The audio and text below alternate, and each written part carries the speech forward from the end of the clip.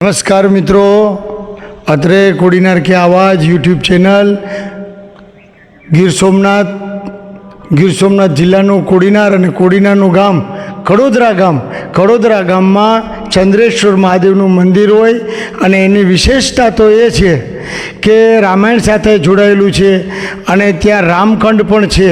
તો ચાલો મિત્રો આપણે વિશેષતા શું છે અને કડોદરા ગામમાં ચંદ્રેશ્વર મહાદેવનું મંદિર હોય તેમને દર્શન પણ કરીએ તેમના અને પૂજારીને પણ મળીએ આપણે।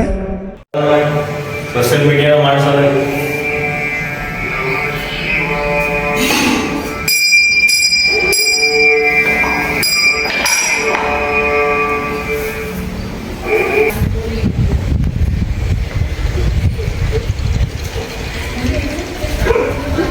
અત્રે તમે જોઈ રહ્યા છો તે રામખંડ છે, પણ સૌરાષ્ટ્ર પંથકમાં વરસાદ ઓછો પડવાના કારણે કંઠ હોય, સરોવર હોય, નદી હોય, તમામ ખાલીખમ છે કારણ કે વરસાદ નથી પડ્યો।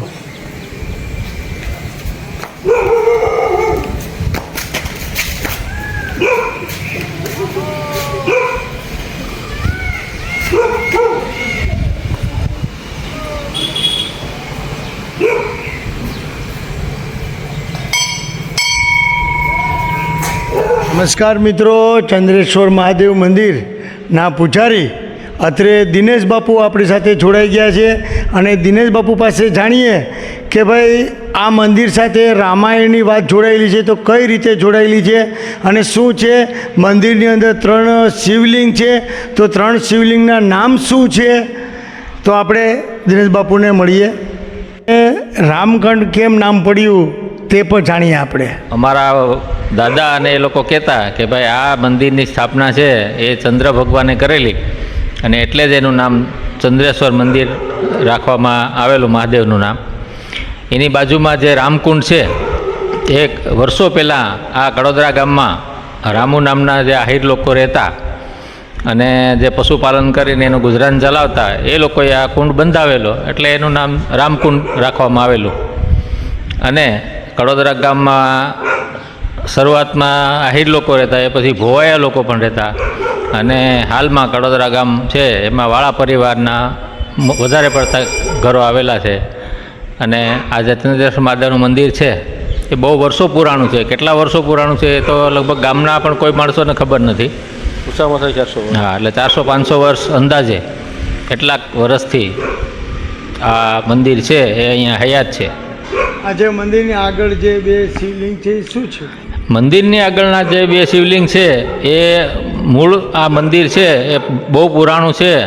એટલે જ્યારે આપણા હિન્દુ ધર્મ નો નાશ થવા માંડ્યો અને જે મોગલ સામ્રાજ્ય હતું અને મોગલો છે એ હિન્દુ ધર્મનો, સનાતન ધર્મનો નાશ કરવા માટેના બધા પ્રયત્નો કરતા, ત્યારે જગતગુરુ શંકરાચાર્યજીએ આ જે એના જે 4 મઠ છે એમાં જે સંન્યાસી સાધુઓ રહેતા હતા એ સંન્યાસી સાધુએ ને બધાને ભારતના 4 દિશામાં મોકલ્યા એ લોકોને અને કીધું કે ભાઈ તમારે આ સનાતન ધર્મ છે એને પાછો પ્રચાર પ્રસાર કરવાનો છે।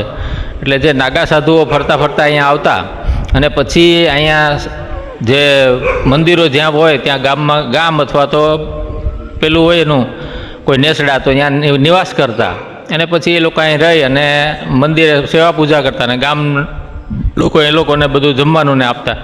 એમ એ બંને જે સમાધિઓ છે એ પણ નાગા સાધુની છે, ગુરુચેલાની। હા, ગુરુચેલાની છે, પણ એ નાગા સાધુની સમાધિ છે બંને। સમાધિ લીધેલી છે? નહીં, એવું નથી, મરી ગયા પછી જ લીધેલી છે, પણ એ નાગા સાધુની સમાધિ છે। અને એ અમારો જે 7 પેઢીનો જે પરિવાર છે એની પહેલાંથી આ સમાધિઓ આવેલી છે। અને એમ કહેવામાં આવે છે કે જે અત્યારે પહેલા જે ગોમતી નદી કહેતા અત્યારે સમય જતા ગોમો કહેવામાં આવે છે। હા, જે અત્યારે ગોમો છે પ્રસાર થતો, હા, એ નદી છે એ આ ચંદ્રેશ્વર મંદિરને લાગી અને અહીંથી પ્રસાર થતી। અને હું જ્યાં સુધી જાણું છું ત્યાં સુધી પહેલાં આ નદી એટલી બધી વિશાળ હતી કે એમાં વાણો ચાલતા અને અહીંયાથી વેપાર કરવા માટે માણસો દરિયા કિનારે થઈને જતા।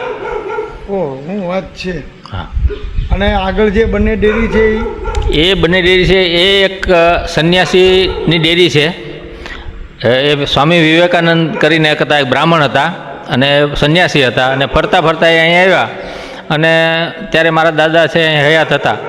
એટલે એને અહીંયા આવ્યા અને અહીંયા આવીને બીમાર પડ્યા એ. એટલે બીમાર પડ્યા એટલે એણે કીધું કે ભાઈ મારે અહીંયા હવે રહેવું છે. એને ખ્યાલ આવી ગયો કે મારો હવે અંતિમ સમય આવી ગયો છે. એટલે એ અહીંયા આવ્યા અને અહીંયા રોકાણા, ને 1-2 વર્ષ પછી એમનો દેહાંત થઈ ગયો. એટલે ગામ લોકોએ એને અહીંયા સમાધિ આપી અને એની ડેરી બનાવી. અને બીજી જે ડેરી છે એ અમારા જે રામસિંહભાઈ હતા, સુગર ફેક્ટરી, રામસિંહભાઈ નારાયણભાઈ વાળા, જે સુગર ફેક્ટરીના સ્થાપક હતા. હા, એટલે એના જે ફાધર, હા, એના અસ્થિ પધરાવેલા છે એના. એટલે એ એના અસ્થિ પધરાવેલા છે. એટલે એ નારાયણભાઈ બોદાભાઈ વાળાની પેલી ડેરી છે. અને આસપાસમાં ઘણા મંદિરો છે, પણ ત્યાં ક્યાંય પણ 3 શિવલિંગ સાથે નથી. તો આ 3 શિવલિંગના નામ આપો. અહીંયા આ પણ એ જે 3 શિવલિંગ છે એ પણ વર્ષો જ્યારથી મંદિર બન્યું ત્યારથી જ છે. અને મેન છે મહાદેવ છે, ચંદ્રેશ્વર મહાદેવ છે, અને બાકીના 2 જે છે, એક રામેશ્વર મહાદેવ છે અને એક કામેશ્વર મહાદેવ છે. એટલે રામેશ્વર, કામેશ્વર અને ચંદ્રેશ્વર મહાદેવ એ રીતે 3 શિવલિંગ છે. ને 2 પોઠિયા પણ જ્યારથી મંદિર બંધાણું ત્યારથી જ છે. 2 પોઠિયા છે. હા. નમસ્કાર મિત્રો, તમે તમામ માહિતી જાણી કે મંદિરને બારોબાર જે પોઠીઓ રાખવામાં આવે છે એ 2 પોઠિયા છે. તો એ 2 પોઠિયાના પર તમને દર્શન કરાવું. જુઓ, 2 પોઠિયા છે. અને મંદિરની અંદર ક્યાંય પણ તમે જાઓ તો 1 થી 2 શિવલિંગ હોય, પણ અહીંયા તમે જોઈ શકો છો 3 શિવલિંગ છે. તો બોલો ચંદ્રેશ્વર મહાદેવ કી જય. આવા અવનવા વિડીયો જોવા માટે કોડીનાર કે આવાજ યુટ્યુબ ચેનલ જે કે મેર.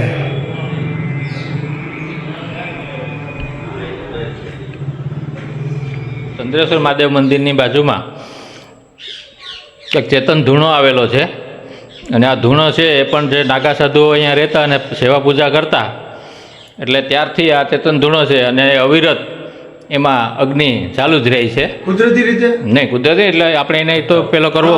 હા, આ ખોલો એટલે હમણાં તમને એ દેખાય, એમાં હા છે અગ્નિ હોય જ એમ. હોય જ. હા, સવાર સાંજ અમારે એમાં છાણા ને આને કેવી રીતે અખંડ દીવો હોય એવી? અખંડ દીવો એટલે આ અખંડ અગ્નિ કયો તો હાલે એમ. અચ્છા. હા, પણ એ આમ પ્રગટે નહીં, પણ ઓલો માન લો કે સવારે અમારે ધૂપ કરવાનું હોય મહાદેવને, સાંજે આરતી ટાણે ધૂપ કરવાનું હોય તો એ છાણા અમે નવા ઉમેરીએ અને ધૂપ કરી અને મહાદેવની આરતી કરીએ છીએ. એ પણ ચેતન ધૂણો છે અને એ પણ નાગા સાધુ વખતનો સ્થાપિત છે. અને જો કોઈ માણસને શ્રદ્ધા હોય અને ખાલી અહીંથી એક ચપટી ભભૂતિ લઈ જાય અને એને ઓલું શ્રદ્ધા હોય એની ઉપર, ધૂણા ઉપર, તો એને આરામ થઈ જાય છે.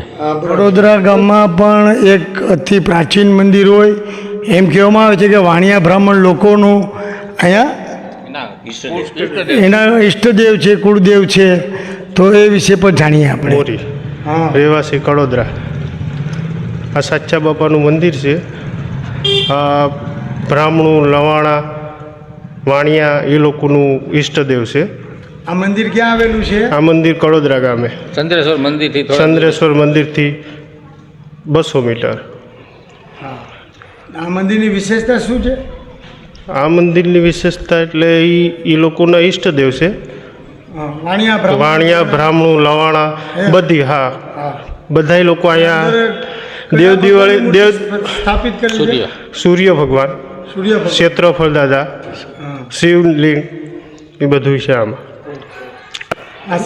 7 દેવતા એટલે સાચા બાપાના નામ તરીકે વર્તાય છે. આ મંદિર સાથે વર્ષો પહેલા આ પગથિયાવાળી વાવ પણ હતી.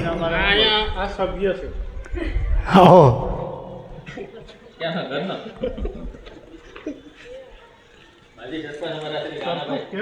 એમ છે.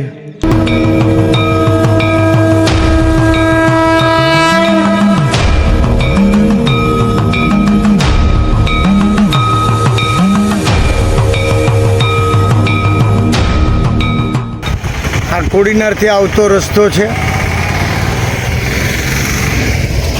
આમ સીધો વેલણ કોટડા જાય છે રસ્તો, અને આ છે રસ્તો મંદિરે જવાનો રસ્તો છે. ચંદ્રેશ્વર મહાદેવ મંદિર.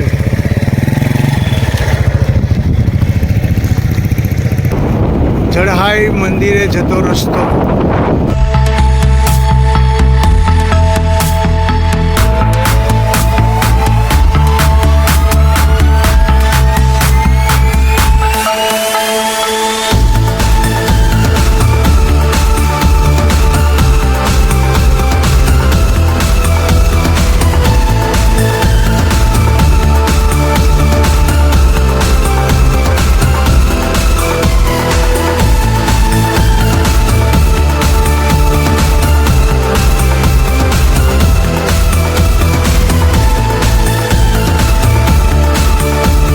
નમસ્કાર મિત્રો, ચંદ્રેશ્વર મહાદેવના દર્શન કર્યા બાદ મૂળ કડોદરા ગામ આ જમીન ઉપર હતું અને અહીંયા જળહાઈ માનું મંદિર હોય તમે જોઈ શકો છો મારી પાછળ, અને અતિ પુરાણી આપ જગ્યા છે. ચાલો આપણે માના દર્શન પણ કરીએ.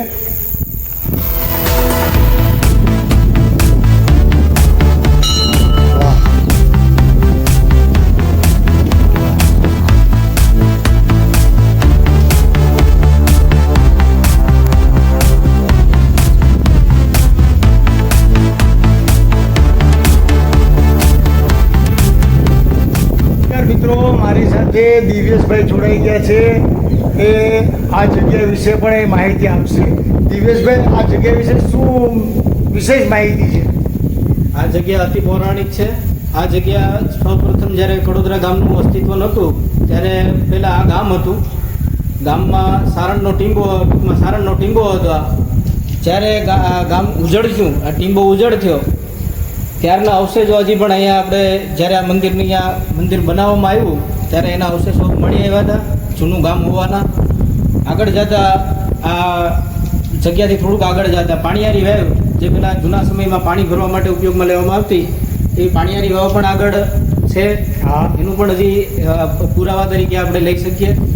આ મંદિરની અંદર એક ખાસિયત એ છે કે અહીંયા જે 3 ઝાડવાઓ તમે જોઈ રહ્યા છો, એની આયુષ્ય, આ 3 ઝાડવા, આનું આયુષ્ય અત્યાર સુધી કોઈને ખબર નથી. અમારા બાપ દાદા વખતનું છે. કોઈ પણ એમ કહી શકતું નથી કે અમુક ચોક્કસ સમયે આ નાના ઝાડવા હતા. આનું કોઈ આયુષ્ય કોઈને ખબર નથી. અને કડોદરા ગામથી આ કેટલું ઊંચું છે? કડોદરા ગામનું જે શિવ મંદિર છે, જે ચંદ્રેશ્વર ભગવાનનું મંદિર, એના મીંડાની હાઈટ ઉપર આ જગ્યા છે. અચ્છા. અને આ જે જમીન તમે આ જોઈ રહ્યા છો, ખાતાની જમીન છે, પણ આમાં કોઈ પણ વસ્તુ વાવવામાં નથી આવતી, અને વાવવામાં આવે તો આમાં કશું ઉગતું નથી. આમાં ખાલી ઘાસ થાય છે ગાય માતા માટે. વાહ.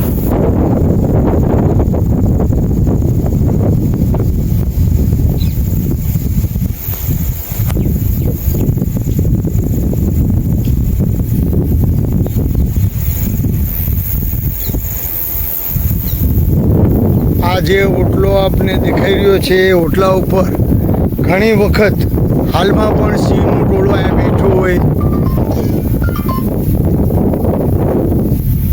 આજે હું અહીંયા આવવાનો હતો એટલે સિંહ સમજી ગયા કે ભાઈ આપણે હવે જવું નથી.